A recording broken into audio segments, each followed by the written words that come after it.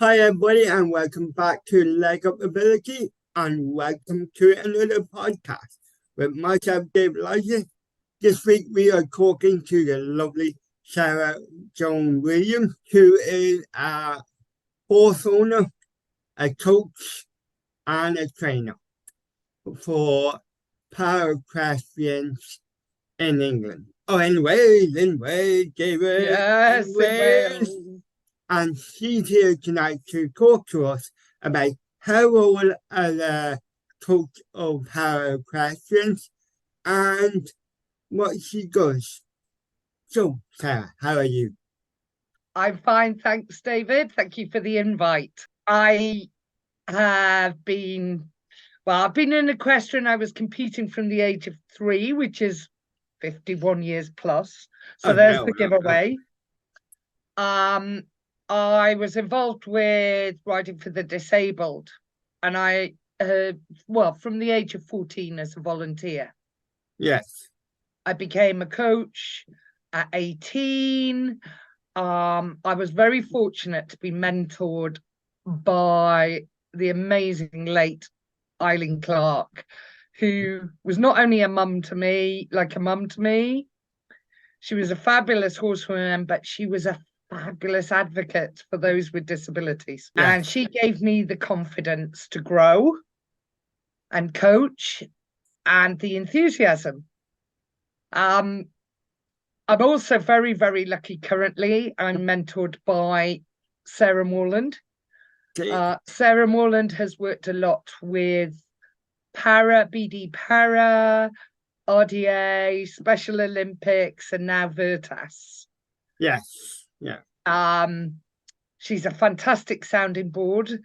She has reassured me, pushed me, and helped me to cut our teeth in the exciting world of British dressage para, and also now CPEDIs, FEI 1 and 2 stars, which is really exciting. Yeah, it is.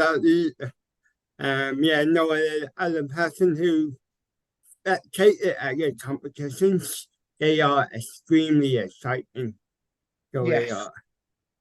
Well, we first met at Addington this year, which was our very first CPEDI. Yeah. 1 star, which I must say is fabulous. The FEI are putting 1 and 2 stars on. Yeah. It is fabulous, bringing young riders through the ranks of British dressage into their internationals. Yes. It's lovely. Yeah. No, I totally agree. And yes, you will be talking about Elan, yes, later on. And that was the first time I met Elan, who is a force to be reckoned with. Absolutely. And yeah, I have to say that was also my first FEI competition, and I thought it was amazing. Now, obviously, there's always room for improvement, but I think it was a good starting point. And yeah, I think we should encourage, at the year what Elan said, that we should encourage more young people to get into the sport by being more socially savvy. Absolutely. I think it's very difficult in dressage because we're seen as the upper echelons and it seems very elitist. Yes. And yes, it is to a point. Yeah. There are more and more young riders coming through. Yeah. I was recently at the British Dressage Para Academy. That was their first ever time of running this. And actually, out of the 14 riders, 8 were under 25, which is incredibly exciting for the sport. Yeah. Addington was an amazing place for us to get our first international. The facilities were great. The structure was great. You could always ask somebody for clarification. Yeah. very well organised. Yes. And we felt that we belonged there. We didn't feel intimidated. Yes. All rabbits in the headlight. Yeah, no, totally true. It was very well organized and well, it was actually really accessible and well facilitated. I would like to get more spectators there. I totally agree. I think there's a lot of room for improvement and advertising, and I think venues need their hands holding a little more. Yeah. To publicize this. It's very difficult to a lot to run alongside the CDIs, but they come in as the paras are finishing. Yes, exactly. And people don't understand, there might only be 40 riders in para. There were, I think, 42. However, they come with big teams. Yes, they do. Yes. And, very big teams. I think sort of that more of inclusion and advertising would be great moving forward. But this is the first year this is really taken off. Yeah, exactly. And I tell you what, I think we should highlight in the Europeans, they had everybody dressage and the para dressage Europeans going on at the same time. So in theory, people who went to competition could also go and watch the paras at the same time on the same day.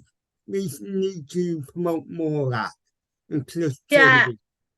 And at the same time, there we've got to be real, because sometimes the venues do not have the facilities to, allow that. They've got to have a separate warm-up. I'm there grade 1 walk only. Yes. I don't necessarily want to share it with a PSG horse or even advanced medium riders. Yes. I also coach, I've got 2 a severe sight loss and sight loss riders, 4 and 5. Warm-ups for them can be hairy enough, without us having, and people not realizing they actually see. And left to left goes out the window. Yeah. And that's actually a good point. That is something I thought of, but without really thinking of, and the way you just said it there, it goes highlights. There is only so much inclusivity we can actually achieve because we have to be realistic. I think we have to accept safety is paramount. Yeah. I think inclusion could be tackled in various ways. Yeah. Myself personally, and I'm just talking the grass roots level upwards, I feel that para judging and para coaching should not be opt-in. They should be compulsory part. Yes. And I feel in any other workplace, disability awareness and training, we all have to do. Yeah. So I sort of feel that could be a massive step forward. I think I don't know what are the plans. I'm in a lonely position. I'm just cutting my teeth. There's people there that know more than me and what the plan is, and that possibly is in the plan. Yeah. And I'm hoping to be talking to someone in EFEI in the new year, and I think they are coming out with new projects to promote inclusion. Well, that's exciting. Yeah, so I am excited to hear about that. Sarah, thank you very much. As always, it's been a pleasure talking to you, and talk to you again. Diolch yn fawr. So there's a little bit of our Welsh. Diolch yn fawr. Okay. I won't say any Irish. I'm bad.